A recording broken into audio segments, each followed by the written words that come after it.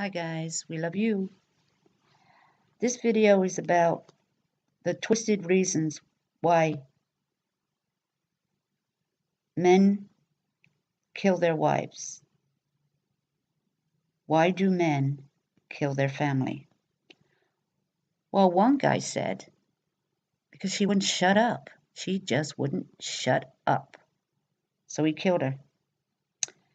In April, I'm not sure which year this was, a Texas man shot his wife in front of his 2 young children. The court documents say he abused his wife physically and mentally on a lot of occasions, and this man got life in prison in Texas. A Utah man in the month of July, Kenneth Ray, murdering his wife while on a cruise ship in Alaska. And this is one where he says to a witness, to somebody that he'd spoken to a little later, that she would not stop laughing at him. She would not stop laughing at him. And he also was charged with murder. In August, a New Jersey man, Greg Scott, killed his wife and his 7-year-old son. Apparently, he beat them to death after a marital dispute. They had an argument, and whatever it was over, to do with the marriage, maybe divorced, maybe get separated, he decides to beat her to death, and then turns around and beats his 7-year-old son, beats him to death. Later on, he committed suicide. Most common motives, behavior is anger. The pattern is escalating, rage, abuse, and violence. There's some common patterns there. These patterns have been building up, and most of the time you can see the signs. You hear it too, and we find this out when people say, "Yeah, I heard him yelling." Yeah, this and that. Yelling. They have anger issues.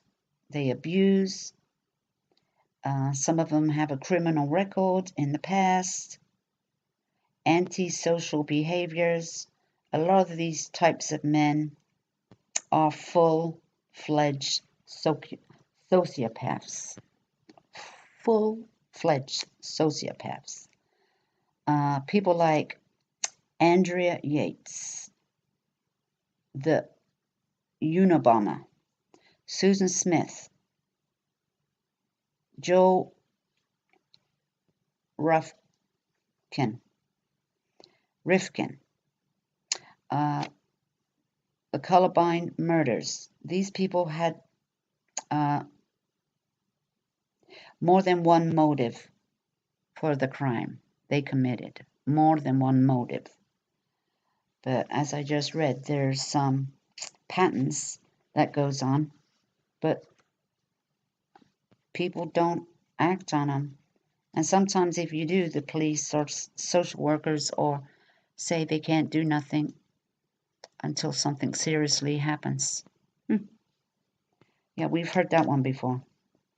The common motives from these people that may kill. Fear and abandonment, a loss of somebody leaving them. Fear of being dumped. You know, somebody's going to dump them, and they are fearful of that.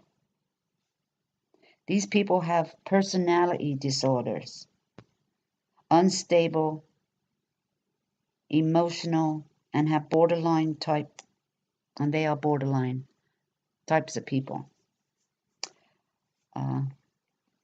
Other common motives: sexual, jealousy, flirtation, they're having an affair, suicidal, and these people might be suicidal, but they chicken out. They chicken out. They'll kill the other one over jealousy, or they're in their head, they're thinking they're having an affair, and they're thinking all kinds of things. They can't trust them. But they say, I'm going to kill myself, I'm going to kill myself, or, they got suicidal tendencies, but they don't kill themselves. There's more common motives for killings. Why they kill the family or their girlfriend, any spouse. Money. Money is a big issue here. Money. It's all about the money. Collecting the life insurance. Some are mercy killings. They think they are solving a big problem, like child support, alimony. Also, they think that is the only way out. It's the only way out for them. This way they can get custody of the children. They don't have to pay alimony. They get rid of the problem. But you know what? We all know at the end of the day, you're going to get caught and you lose, because you're the one that be locked up in a cage. Most cases are solved. Most cases that deal with partners, husbands, and wives, most of these people are caught in the end, because they're the ones that did it. Another is, people that are on drugs and alcohol. This can make somebody kill too. As we know, people on drugs hallucinate, and they're already sick in the first place. And then, they start seeing things, and they think you're doing something, like you're going to kill them. Yeah. And this is why they kill. A lot of the murders that are committed by husbands or wives, they have some kind of argument. An argument at first, emotional conversation, as Chris Watts would say. They have an argument, emotional talk, and it's over money, it's over kids, it's over custody. I want a separation, I want a divorce, and I'm going to leave you. I don't love you anymore. And love and money. And when a person does a stabbing, overkill, that is considered very personal. When they stab them to death and keep stabbing them over and over and over and over until they're satisfied. We say, why don't people just get a divorce? Why can't they just leave? Why can't they just understand it's going to be hard right now, but things will get better? And why can't people just work it out together? Don't try to say, hey, I'm taking you to court and I'm going to take you every penny I can get. And I'm going to take the kids and I'm moving out of state. Or I'm moving closer to my parents. Why do people say that right off the bat? Why don't you ease into it?